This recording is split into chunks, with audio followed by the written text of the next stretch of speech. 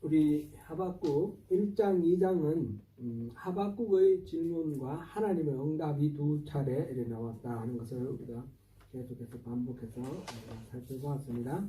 이제 3장은 하나님께 대한 하박국의 기도입니다. 하나님의 그 응답 가운데 마지막 2장 20절을 우리 같이 한번 읽어볼까요? 오직 여호와는 그 성전에 계시니 온 땅은 그 앞에서 잠잠할지니라 하시니라. 하나님의 그 약속이 너무나 확실하기 때문에 이제 만물은 하나님 앞에 잠잠하라 그렇게 말하는 이 말로 이제 2장을 마쳤는데 그러한 확신 가운데 이제 하박국이 드리는 기도입니다. 이 3장 이 하박국의 기도 또 1절은 이제 제목이고요. 1절 제목을 빼고 크게 나눠서 두 부분을 나눌 수 있습니다. 우리 성경 보면 이렇게 동그라미 해가지고 이렇게 문단 나누게 해놓았는데 대체로 그 문단 나누기가 잘 맞습니다. 반드시 맞는 건 아니지만 많이 이렇게 맞는데 여기서도 보면 16절 앞에 동그라미가 있죠. 그래서 1절부터 15절까지 그 다음에 16절부터 19절까지 이런 식으로 두 단락으로 대별할 수가 있습니다. 1절은 제목이라고 그랬고요. 2절부터 15절까지는 하박국의 기도 가운데 하나님의 그 하신 일에 대해서 이렇게 고백하면서 하나님께 대한 이런 묵상, 하나님의 일하심에 대한 그런 고백입니다. 16절부터 19절은 마지막 부분은 구원의 하나님으로 인해서 기쁨을 노래하면서 자신의 고백과 찬양을 담았습니다. 이 두 부분을 나누는 나누는 것은 여러 가지 근거가 있지만 형식적으로 봤을 때 2절에 보면 여호와여 내가 주께 대한 소문을 듣고 놀랐나이다. 들었습니다. 주님의 하신 일에 놀랐습니다. 원래 그런데 이 들었습니다 라는 말이 나왔고요. 16절에도 보면 처음에 내가 들었으므로 내 창자가 흔들렸고 이렇게 들었다라는 말로 시작됩니다. 그래서 이 들었다는 말로 시작된 한 달락 이렇게 나눌 수가 있습니다. 2절에서 15절은 이전에 하나님 행하신 일, 그리고 16절부터 19절은 앞으로 행하실 일 이렇게 나눠 볼 수 있고요. 그것을 하박국이 둘 다 듣고 보았다 그런 뜻입니다. 애당초 생각은 하박국 이 설교는 제가 4번을 할 예정이었습니다.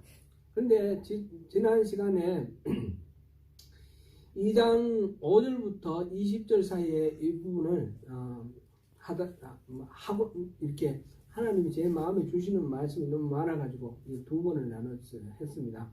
그리고 3장도 한 번을 끝내려고 했는데 보니까 담아야 할 내용이 많아서 제가 이렇게 2번으로 나눕니다.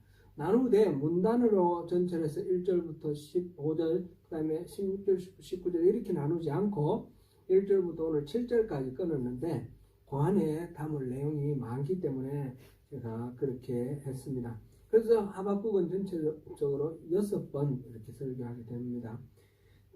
저 개인적으로는 이 소선지서를 강의를 하면서 대체로 굉장히 부담이 많이 됐습니다. 하나님 말씀이 꾸짖는 말씀이 많고 멸망을 선포하고 징계를 선포하는 말씀이 많은데 이 하박국도 그렇죠. 그런데 앞에 거와는 다르게 이 하박국에서는 또 힘을 얻는 말씀도 많았던 것 같아요. 그래서 하박국이 제게 이렇게 좀 예언서를 설교하면서 이렇게 눌리는 어떤 중압감 이거는 말하자면 제가 그 예언서를 설교하면서도 바로 예언자의 입장에 서지 못한다는 자책감 때문에 그렇습니다. 예언자는 뭡니까? 하나님이 보여주시는 것을 있는 그대로 선포하는데 그 내용이 우리가 듣기에 굉장히 거북하고 힘들고 그런 것들이 고통스러운 것들이 많습니다. 그러니까 목사로서 이 예언자의 입장에서는 그걸 다 그대로 선포를 해야 되는데 우리 성도들이 너무 힘들고 또 우리 실생활에 어떻게 적용시킬까 생각할 때 좀 부담스러운 게 많아가지고 자꾸 이렇게 끓이고 이렇게 아껴 놓습니다. 이게 저희 애로사항이니까 여러분들 이해해 주시고, 이 예언자의 선포는 항상 그 시대에 질서를 주관하는 자, 왕이나 이런 사람들에게 거슬렸어요. 그래서 예언자들이 수많은 사람들이 죽임당하고 탄압당하고 그러죠. 근데 하나님이 주시는 말씀이기 때문에 또 안 할 수가 없는 거죠. 예레미야가 고백했듯이 속이 막 불타는 것 같으니까. 그래서 이 소예언서가 상당히 좀 부담스럽고 그렇다라는 말씀을 드리면서, 이 하박국에서는 조금 그 중압감이 좀 다른 차원에서 다가왔다라는 말씀 드리겠습니다.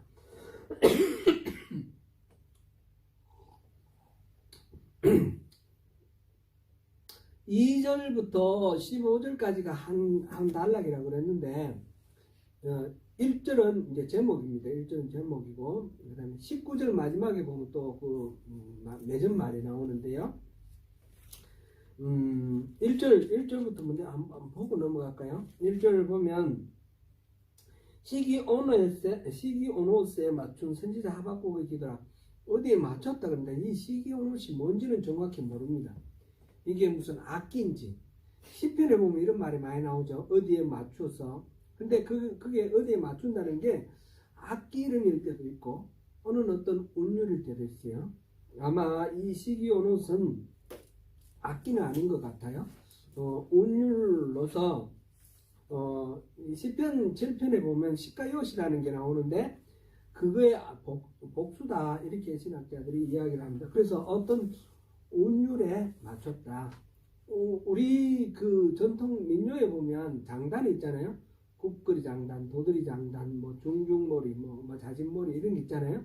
그게 맞춰서 노래를 만들듯이 이 지금 하박국의 기도도 단순히 기도로 끝나는 게 아니라 중간에 셀라 이런 것도 나왔잖아요. 시편에서 자주 보던 거. 이거는 노래라는 겁니다. 하박국이 한 이 기도를 노래로 만들었는데 그 노래가 시기오노시라는 운율에 맞춰진 노래이고, 이건 마지막에 보면 19절 한번 잠깐 볼까요? 이 노래는 지휘하는 사람을 위하여 내 수금에 맞춘 것이다. 이 악기가 수금이 나옵니다. 그러니까 이렇게 시기오노스의 운율이고 수금이라는 악기에 맞췄다. 이렇게 해가지고 이것이 아마 예배할 때 그 예배의 노래로 이게 불렸던 그런 것이다. 이렇게 판단이 됩니다. 이 하박국의 기도가 이제 그래서 2절부터 19절까지인데 그 중에서 15절까지를 우리가 끊어서 과거 하나님 하신 일이라고 했고 16절부터는 미래 하신 일이라고 그랬는데, 이 15절까지도 두 부분으로 나눠집니다. 두 부분으로 나눠지는데 그거는 7절, 오늘 우리가 본문하고 있는 7절까지와 그 다음 8절부터 15절까지 이게 나눠지는데 8절부터 15절은 이 성경이 우리말로는 잘 구분이 안 돼요. 잘 구분이 안 되는데 2절부터 7절까지는 3인칭으로 나옵니다. 그 다음에 8절부터 15절까지는 2인칭으로 나옵니다. 우리 이제 예를 들면 9절에 보면 주께서 활을 꺼내시고 이렇게 되어 있는데, 이 우리 말은 그렇습니다. 그죠? 윗사람을 높여서 할 때에 당신이 이렇게 말할 수가 없어요. 그러니까 뭐 호칭을 붙이죠. 호칭을 주께서 이렇게 말했는데 이 말은 마치 3인칭 같아요. 3인칭 같은데 실제로는 2인칭인 거예요. 2인칭.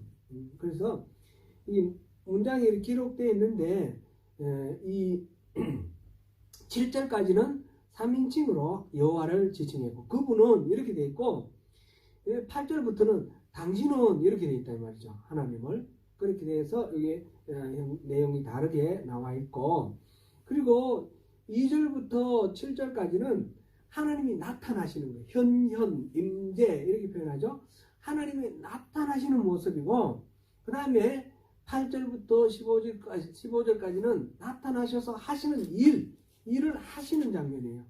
그래서 7절까지 제가 끊었습니다. 그렇게 우리가 참조를 하시고, 하나님께서 나타나시는 이 장엄한 모습을 하박국이 어떻게 그리면서 노래하고 있는지 오늘 그것을 함께 살펴보시겠습니다.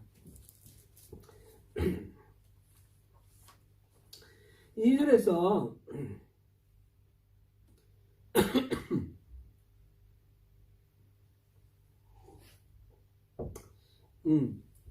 1절에서 시기는 오롯에 맞춘 선지자 하박국의 기도라. 그래서 이 전체가 19절까지 전체가 기도입니다. 기도인데 우리가 이제 이 기도에 대해서 한번 생각해보고 넘어가면 좋겠어요. 기도는 근본적으로 기도가 뭡니까? 하나님하고 우리하고 대화입니다. 커뮤니케이션, 기도. 사람들이 기도를 할 때 근본적인 동기는 그냥 막연하게 이렇게 기도하는 경우는 굉장히 어렵습니다.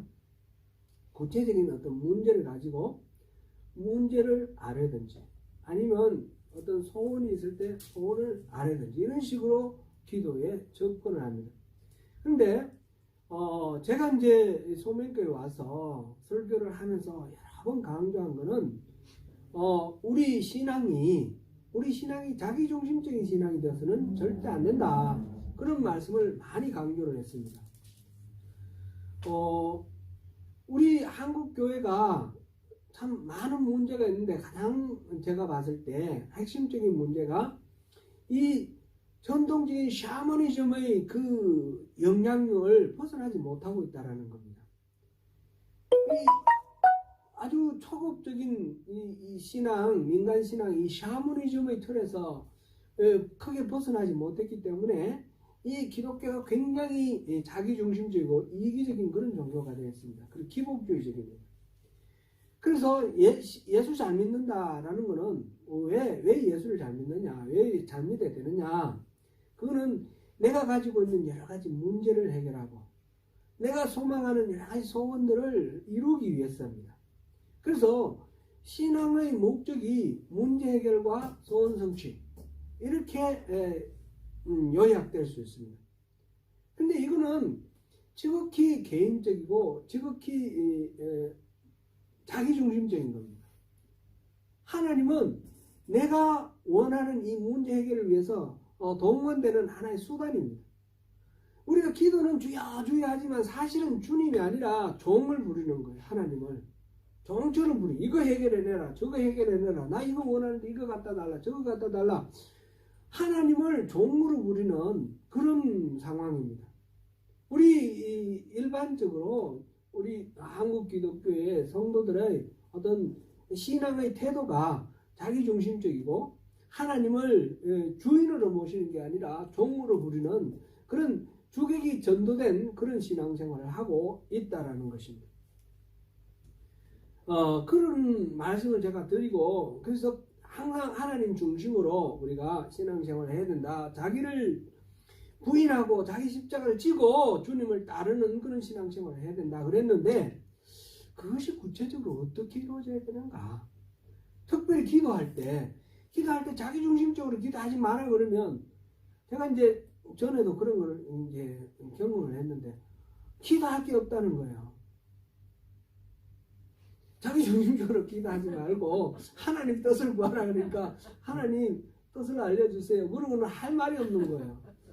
그러면 이거 어떻게 기도가 됩니까? 기도가 안 되잖아요. 근본적으로 출발점은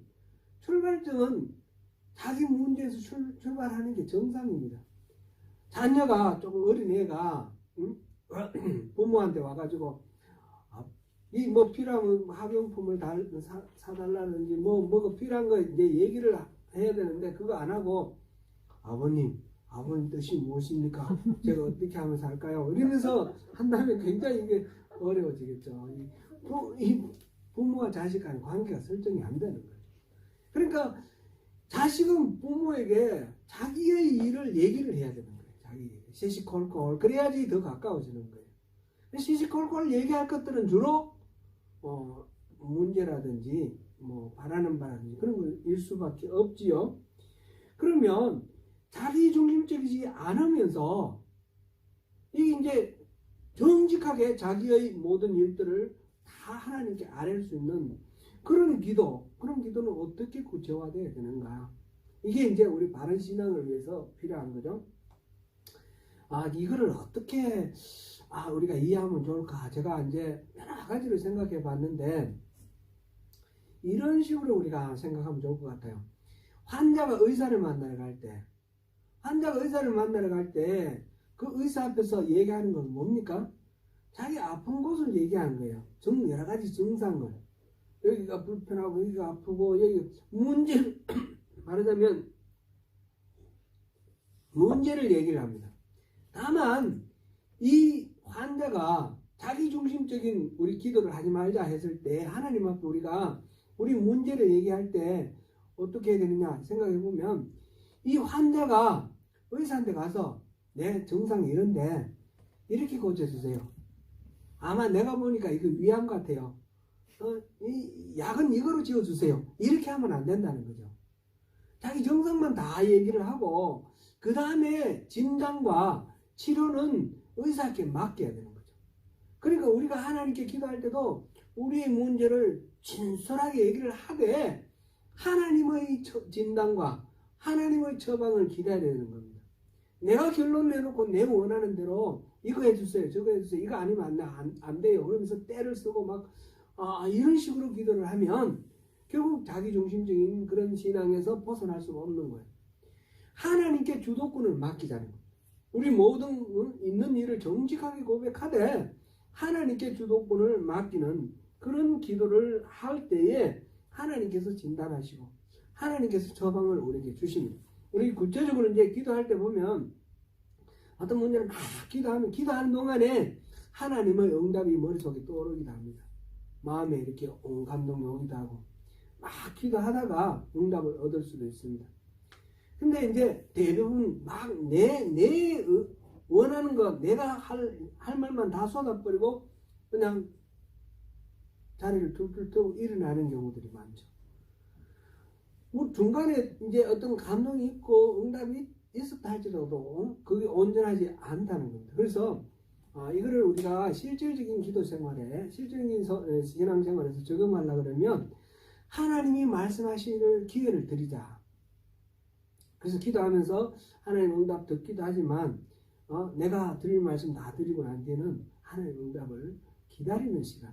당장 뭔가 우리 원하는 대로 뭐가 어떤 현상이 일어나지 않더라도 그거와 상관없이 늘 하나님께 주도권을 맡기려고 하는 그런 자세로 하나님이 말씀하실 기회를 계속 드리는 그런 기도를 하는 것이 좋겠습니다. 우리 수요 예배 후에 기도하기로 하는데 이때 그것을 적용해 보시면 좋겠습니다.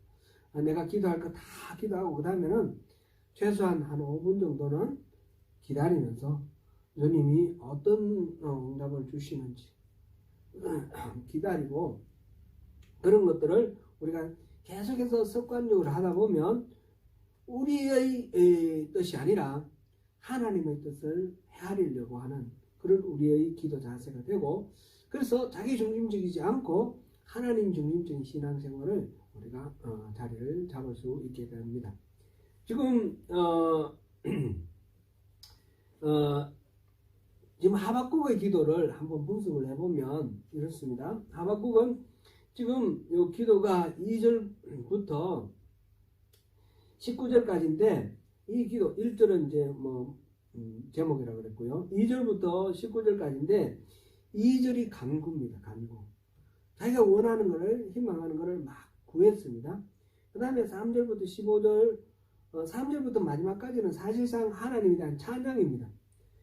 3절부터 15절까지는 하나님 행하신 일을 찬양한다고 그랬고 16절부터 19절에는 하나님이 앞으로 행하실 일을 찬양합니다.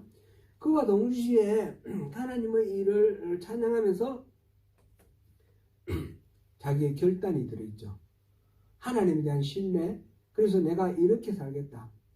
무화과나무 잎이 무성하지 않고 포도의 소출이 없으며 열매가 없으며 감람나무의 소출이 없고 이래도 나는 여호와로 인하여 기뻐하리라. 이게 이제 결단입니다. 그죠?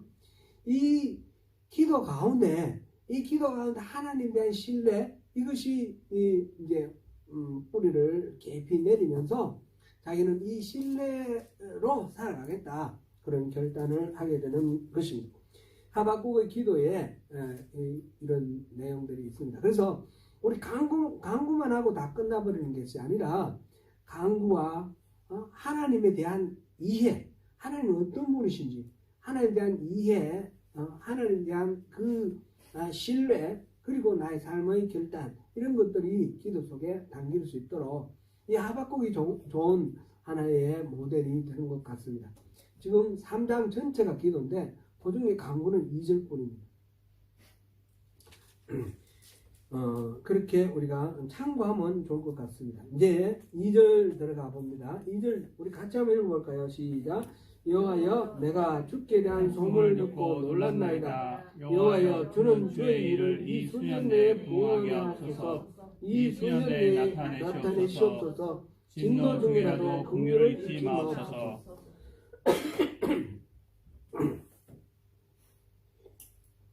주께 대한 소문을 듣고 놀랬다. 그렇습니다. 들었다와 놀랬다. 이 두 개의 동사가 나오는데 듣고 놀랐다 이렇게 이었습니다. 영어 번역에 보면 I have heard of your fame.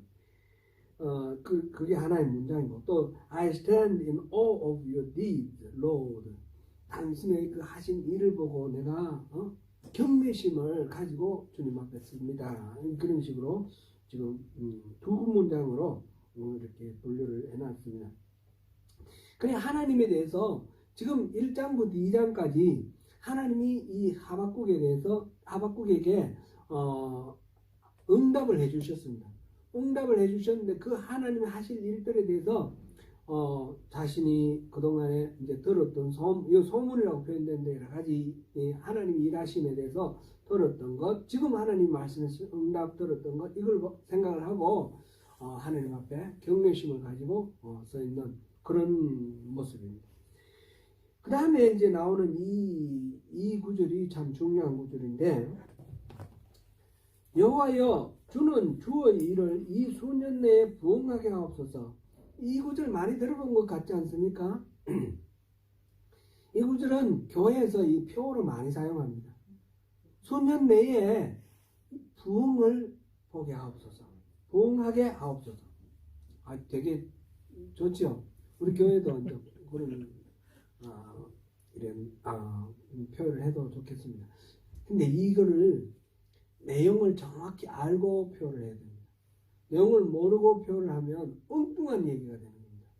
하박국이 지금 얘기하고 있는 이 수년 내에 부응하게 하옵소서라는 말의 의미가 우리가 일상적으로 생각하고 있는 그 말하고는 다르다는 겁니다. 전혀 다른 얘기입니다. 이 수년 내에라는 말은 각 1, 2년 안에 오래 시간 오래 가지 말고 1, 2년 안에 이런 뜻으로 우리가 이해가 되는데 제가 가진 영어 성경에 보면 이렇게 되어 있습니다. Repeat them in our day, in our time, make them known. In wrath, remember mercy. 여기서 repeat them in our day. In our day 이걸 수년 내라고 번역했어요. 우리의 days, 날들, 우리의 날들 안에. 그 다음에 in our time, 우리의 시간들 안에. 그러니까 우리가 지금 살아 있는 이 시간 안에 부응하게 하옵소서 이런 뜻입니다. 그러니까 1, 2년 안에 이런 의미보다 우리 살아서 이거를 부응하도록 하게 해주십시오. 이런 의미로 그 다음에 밑에 나타나게 하옵소서도 같은 말이죠. 그렇게 되어 있습니다. 근데 부응하게라는 말은 또 무엇일까? 부응하게 이 말은 살다라는 뜻입니다. 부흥일이라는 말이 산다. 그러니까 살게 하옵소서. 이 우리의 날들 가운데 살게 하옵소서. 그런데 목적어가 있어요. 그 목적어가 뭐냐면 이 일들, 여호와여 주는 주의 일을, 주의 일이 바로 목적어입니다. 주의 일을 소년 내에 우리가 살게 하옵소서. 주의 일을 우리가 경험하고 체험하고 삶 속에서 그걸 누리게 해달라. 이렇게 하는 것이 지금 부응하게 하옵소서라는 말의 본래 의미입니다. 이걸 우리가 부응하게 하옵소서라고 해도 표현을 해도 좋은데 그 의미는 우리가 알게 돼요. 하나님의 일을 경험하게 하옵소서 그런 뜻입니다. 그런데 여기서 이 일은 또 어떤 일입니까? 이 일은 지금 하박국에서 1장부터 2장까지 있었던 이 일입니다. 지금 하박국이 지금 BC 612년부터 그 다음에 BC 597년 어간에 이 말씀을 선포를 했다 그랬는데 그 말씀이 뭡니까? 유다는 망할 거다입니다. 뭐 때문에요? 유다의 강포 때문에. 유다 안에 계급이 있고 그 강한 자들이 약한 자들을 강포로 억압하고 착취하고 핍박하는 이것 때문에 망할 거라는 얘기입니다. 어떤 식으로 망합니까? 바벨론을 통해서 바벨론의 강포가 와서 이스라엘을 멸망시켜버릴 거다라는 얘기입니다. 그러니까 이제 하박국이 말하기를 그건 너무하지 않습니까? 불의한 자가 의로운 사람을 이렇게 망하게 하는 게 맞습니까? 따지니까 그놈 또 망하게 할 거다. 그런 말입니다. 지금 이 일들은 유다의 멸망과 바벨론의 멸망을 말하는 겁니다. 근데 이거는 하박국이 선포할 때 이런 일은 일어났습니까? 안 일어났습니까? 아직 안 일어난 일입니다. 그런데 하박국이 이 일이 수년 내에 일어나게 하옵소서 이 말은 무슨 뜻입니까? 지금 곧 유다가 멸망하게 해주십시오. 유다의 멸망은 수많은 사람이 전쟁 중에 죽는 겁니다. 기근 중에 죽고요. 또 수많은 사람이 포로로 끌려가는 겁니다.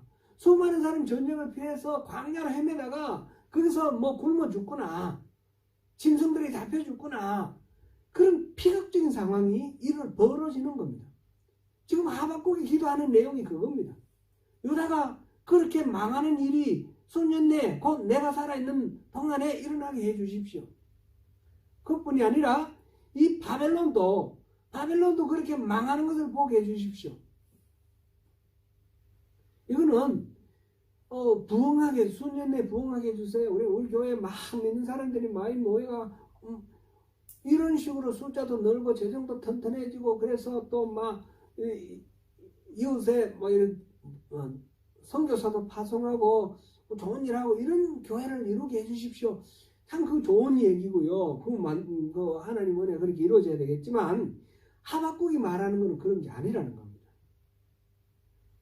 지금 하나님이 말씀하신 대로 이 유다 빨리 내가 살아있는 동안 유다가 멸망하는 걸 보게 해주세요.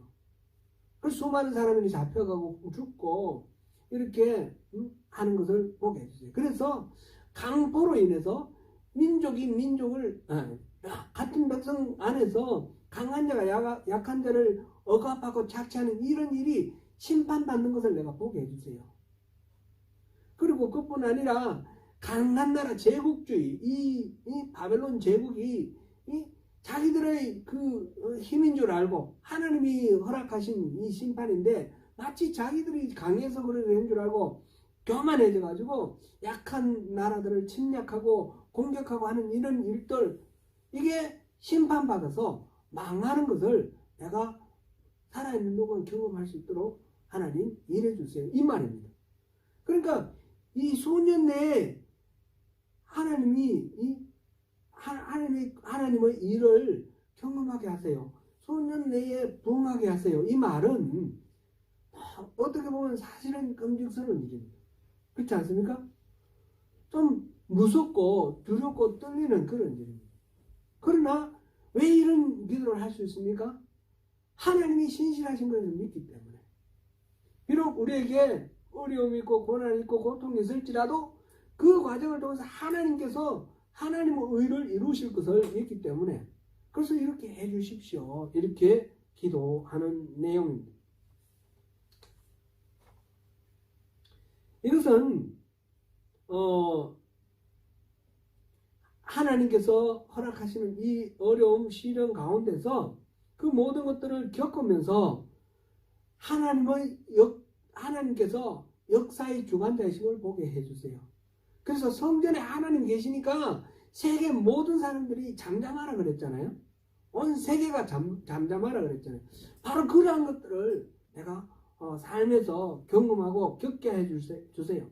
결국은 의인은 믿음으로 말미암아 살리라 그랬는데 그 절망적인 상황 속에서 하나님의 신실하심을 믿기 때문에 내가 언제 어디에서 무엇을 하든 신실하게 살아가는 그 삶을 살 수 있도록 그렇게 해달라라는 그런 고백입니다.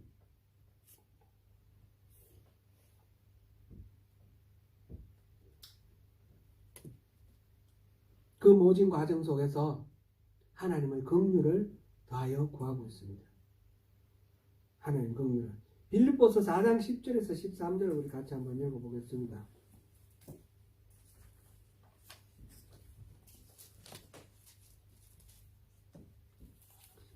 빌립보서 4장 10절에서 13절.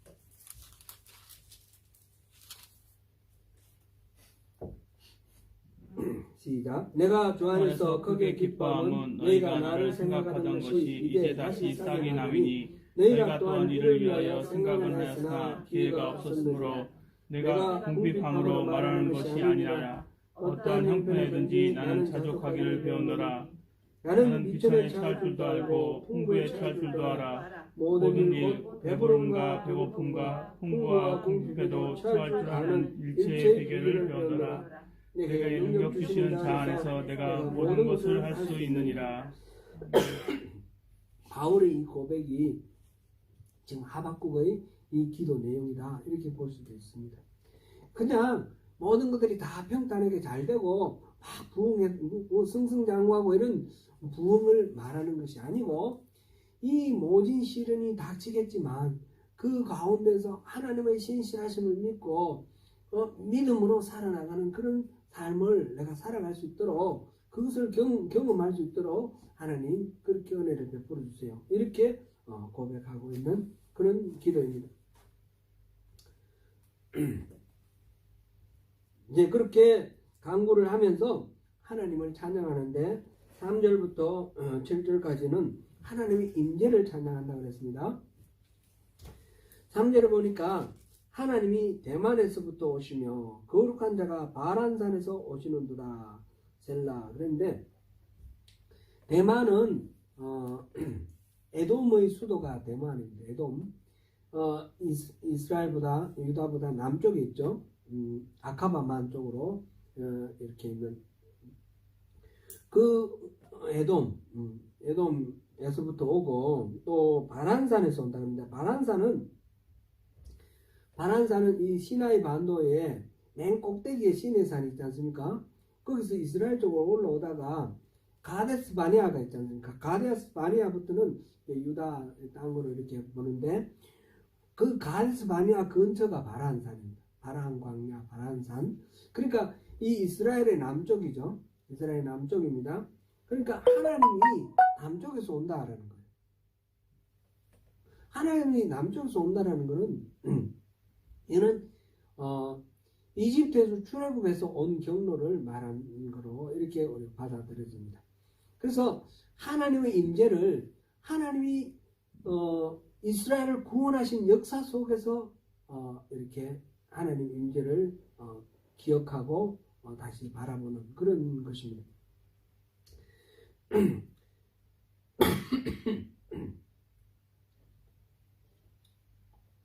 이 바란산에 대한 것은 신명기 33장 2절에 이렇게 되어 있어요. 제가 그냥 읽어드릴게요. 그가 일렀으되 여호와께서 시내산에서 오시고 세일산에서 일어나시며 바란산에서 비추시고 1만 성보 가운데에 강림하셨고 그 오른손에는 그들을 위해 번쩍이는 불이 있도다. 곧 여호와께서 다가오시는 장면을 시내산, 세일산, 바란산 이렇게 차츰차츰 북쪽으로 이렇게 거쳐오는 그것을 이렇게 묘사를 했는데, 그런 식으로 하나님의 임재가 출애굽하던 그 과정 속에서 보여주신 그 은혜의 하나님의 구원의 그 역사 속에서 이렇게 다가오는 그런 것으로 표현을 했습니다. 그리고 그 다음에 하나님이 그 영광이 하늘을 덮었고 그의 찬송이 세계에 가득하도다. 하나님이 나타나시니까 하나님의 영광이 하늘을 덮었고 그의 찬송이 온 세계를 채웠어요. 온 세계라는 건 땅이에요. 땅. 하늘과 땅이 하나님의 찬송, 하나님의 영광과 찬송으로 가득한 그런 상황입니다. 4절에 그의 광명이 햇빛 같고 광선이 그의 손에서 나오니 그의 권능이 그 속에 감춰졌다. 광명이 해왔습니다. 이제 하나님의 영광이 임하니까 하나님의 그 놀라우신 그 광채가 태양이 필요 없을 정도로 그렇게 밝습니다. 광선이 그의 손에서 나온다. 하나님 손이 따로 있습니까? 그런 말은 아니고요. 광선이 하나님에게서 이렇게 나오는 겁니다. 이 광선이라는 말은 원래 뿔들이라는 그런 단어를 지금 광선이라고 번역을 했습니다. 하나님의 뿔들이 하나님 손에서 나온다 이렇게 됐습니다. 뿔이라는 것은 성경에서 우리 자주 만나는데 권능, 힘 이런 것들, 능력 이런 것들을 상징하는 말로 뿔, 황소뿔로 그렇게 표현을 했죠. 하나님의 능력이 하나님의 손에서 나온다. 하나님에게서 나온다. 그리고 하나님의 권능이 그 안에 감춰져 있다. 그 안에 감춰져 있다는 말은 뭐예요? 하나님의 영광, 하나님의 광채 속에 하나님의 권능이 감춰져 있다. 하나님이 빛으로 광채로 임하시니까 하나님의 그 권능, 능력, 힘 이런 것들이 함께 그 안에 이렇게 임재하는 거죠. 하나님 임재하실 때 하나님 그냥 이름만 임재하시는 것이 아니라 그 모든 것들이 같이 이렇게 임재하시는 겁니다. 그러니까 5절에 역병이 그 앞에서 행하며 불덩이가 그의 발밑에서 나오는도다. 하나님의 말하자면 일하시는 수단 속에 역병도 있고 불덩이도 있습니다. 그래서 그가 서신적 땅이 진동하며 그가 보신적 하늘나라가 전율하며 진동한다, 전율한다 다 같은 의미죠. 떨리고 막 흩어지고 그런 의미입니다. 영원한 산이 무너지며 무궁한 작은 산이 엎드러지나니 그의 행하심이 예로부터 그러하시더라. 하나님이 임하시니까 막 땅이 흔들리고 그 다음에 여러 나라들이 자기 잘났다고 하던 바벨론이나 아수르나 이런 것들이 다 흔들려요. 이거 아무 힘이 없는 거죠. 무너지는 거죠. 지진을 한번 상상해보세요. 지진을 하니까 그냥 다 무너져요. 지진, 조그만 지진도 3도 뭐 이런 것도 있지만 7도 8도 되면은 뭐 모든 것들이 그냥 다 무너져요. 그런 상황, 하나님이 오시니까 모든 것들이 다 의미 없이 이렇게 다 무너지는 그런 상황이에요. 그리고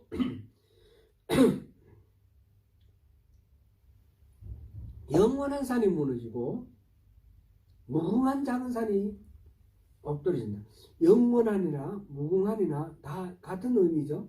끝이 없는 거잖아요. 영시간적으로 그런 영원한. 그러니까 오랜 옛날부터 존재한 것 같고 영원히 있을 것 같은, 앞으로도 영원한 미래까지 있을 것 같은 이런 산들이 무너지고 엎드러진다는 거죠. 하나님의 존재 앞에 이 자연의 어떤 위용이나 그런 어떤 힘도 하나님의 그 임재 앞에는 다 아무런 의미가 없는 거예요. 모든 것들이 다 무너지고 평탄해질 겁니다. 이런 비슷한 표현이 있죠. 이사야서 40장 4절 5절 제가 읽어드리겠습니다. 골짜기마다 도두어지며 산마다 작은 언덕마다 낮아지며 고르지 아니한 곳이 평탄하게 되며 험한 곳이 평지가 될 것이요 여호와의 영광이 나타나고 모든 육체가 그것을 함께 보리라. 이는 여호와의 입이 말씀하셨느니라. 여호와께서 임하시면 여호와의 영광, 여호와의 그 광채를 가로막을 것이 아무것도 없습니다. 모든 것들이 다 평탄해지고 여호와의 길이 순탄하게 앞으로 나가 여호와의 진행에 가로막을 것이 없는 그런 상황이 된다. 지금 여호와의 임재를 지금 노래하면서 아무 세상에 어떤 것도 하나님의 임재를 가로막을 것이 없습니다. 이렇게 고백하는 그런 표현입니다. 그런 노래입니다. 내가 먼저 구산의 장막 환란을 당하고 미디안의 땅 휘장이 흔들린다. 이 구산이나 미디안이 다 이스라엘 남쪽에 있는 그런 이스라엘 대적하는 그런 나라들인데 다 그것들이 휘장이 흔들리고 휘날리고 그들의 안정감 든든함을 의지했던 그 모든 것들이 다 날아가는 그런 상황입니다. 하나님이 오시면 이런 세상에 있던 모든 것들이 다 정리가 된다 이런 말이죠. 창세기 1장에 보면 1장 2절에 그 허감의 깊은 곳이 있었지 않습니까? 그 질서가 없는 허무, 공허, 이 허감 이런데 하나님이 빛이 있으라 하니까 빛이 있었어요. 빛이 있고 그 다음에 모든 것들이 질서 가운데 유니버스, 이 우주가 만들어지는 겁니다. 이 케이오스에서 코스모스로 이렇게 바뀌어지지 않습니까? 하나님 말씀 가운데 빛이 있으라, 빛이 있으면서부터 카이오스가 코스모스로 바뀝니다. 바로 하나님의 임재가, 하나님의 광채가 모든 흩어진 것들을 순식간에 질서와 이 조화 가운데 이렇게 회복시켜 주시는 겁니다. 제가 이제 이런 구절을 읽으면서 떠오르는 영상, 제 나름대로 이미지가 여러분들 이렇게 공감이 될는지 모르겠는데 어릴 때에 자석 노래 하던 때가 생각이 나요. 자석을 가지고 많이 놀았는데 모래밭에 이제 자석을 이렇게 하면 모래 속에서 많은 색가루들이 이렇게 묻어 나옵니다. 이 색가루를 떨어 가지고 종이 위에 펼쳐 놓으면 이거 엉망진창이죠. 무질서하게 색가루가 흩어져 있지 않습니까? 자석을 딱 갖다 대면 어떻게 됩니까? 순식간에 질서 가운데 그 S극 가운데 탁 모이고 N극 가운데 또 모이고 이 둘 사이에 이렇게 이어지는 선을 이루고 아무것도 없던 그 무질서가 자석을 갖다 대니까 순식간에 이렇게 질서 이렇게 탁 정돈을 하거든요. 근데 그것이 이미지가 떠올라요. 하나님이 임재하시면 이 세상에 정말 실타래가 얽힌 것 같고 막 아무리 생각해도 이걸 어떻게 해결해야 될지 모르는 그런 고민과 어려운 난제들, 고통스러운 이런 문제들이 하나님의 영광 가운데 딱 나타나시니까 모든 것들이 쾌도난마 이 얽힌 실타래를 칼로 탁 쳐버리면 그냥 다 풀려지는 것처럼 하나님이 임재하시니까 모든 것들이 다 풀려져 버렸다는 거죠. 다 해결됐다는 거죠. 그렇게 하나님이 임재하신다는 겁니다. 지금 유다가 그 나라 속에 그 부패와 강포, 그 폭력과 억압, 그 죄와 악, 그게 얼마나 얽히고 설키고 이게 풀어도 풀리지 않는 거예요. 하나님이 그 많은 선지자를 보내가지고 이거 이 문제 해결하라, 저 문제 해결하라 안 되는데 하나님이 임재하시면 이 모든 문제 순식간에 다 해결된다는 거죠. 이제 역사적인 것을 가지고 한번 생각해 보면 이 유다에 왕이 있고 귀족들이 있고 이렇게 있고 이제 노비들이 있고 막 이런 계급 사회가 있고 이 강한 자들이 약한 자들을 막 억압하는 이런 것들이 외국의 나라 제국 바벨론 제국이 와서 쳐들어서 와서 이걸 멸망시켜 버리니까 이게 뭐가 있습니까? 아무것도 남지 않습니다. 바벨론이 모든 것들을 다 포로로 끌고 가고 이 가난하고 아무것도 없던 이 거지들 이런 사람들 노비들 이런 사람들에게 그 땅을 다 맡겼습니다. 그 과수원, 포도원, 모학과 모든 과수원을 아무것도 없는 무산자들 그들에게 다 너희들이 농사해라. 너희들이 다 알아서 하라. 그러고 그 위에 그들을 억압하고 있던 사람들은 다 죽이거나 포로로 끌고 가버렸습니다. 일거에 다 해결돼 버린 거죠. 일거에 다. 이 바벨론은 또 어떻습니까? 그렇게 강대국이 되어가지고 약한 나라들을 억압하고 착취하고, 이 바벨론은 또 어떻게 됩니까? 페르시아가 와가지고 이 멸망시켜버리니까 순식간에 이 모든 것들이 다 허물어졌고 없어졌어요. 하나님이 일하시는 방법이 그렇다는 겁니다. 거침이 없고 막힘이 없습니다. 하나님 일하시면 어떤 것도 거기에 대적할 수도 없고 막 가로막을 수도 없다라는 것입니다. 죄와 악이 가득한 이 세상에 하나님의 광채가 일시의 모든 것들을 정렬시키고 일시의 모든 무질서와 모든 폐역, 모든 부패 이런 것들을 다 질서 있게 새롭게 회복하고 그 허무와 죽음 그런 것들을 다 생명으로 다 회복하시는 그런 능력이, 그런 권능이 하나님의 광채 안에 있다는 것입니다. 지금 이 하박국은 그러한 하나님을 찬양하고 있습니다. 하나님이 임재하시니까 이 모든 일들이 이렇군요. 사랑하는 성도 여러분, 우리 인생사 가운데 하나님이 임재하시면 우리에게 도저히 풀리지 않을 것 같은 그런 어떤 난제라도, 어떤 복잡하고 고통스러운 그런 현실이라도 일시에 하나님의 은혜 안에서 회복되고 모든 것들이 새로워질 수 있습니다. 그 하나님을 우리가 신뢰해야 됩니다. 이거는 우리가 원하는 대로 내가 바라는 대로 뭐가 일이 풀린다 이런 얘기가 아닙니다.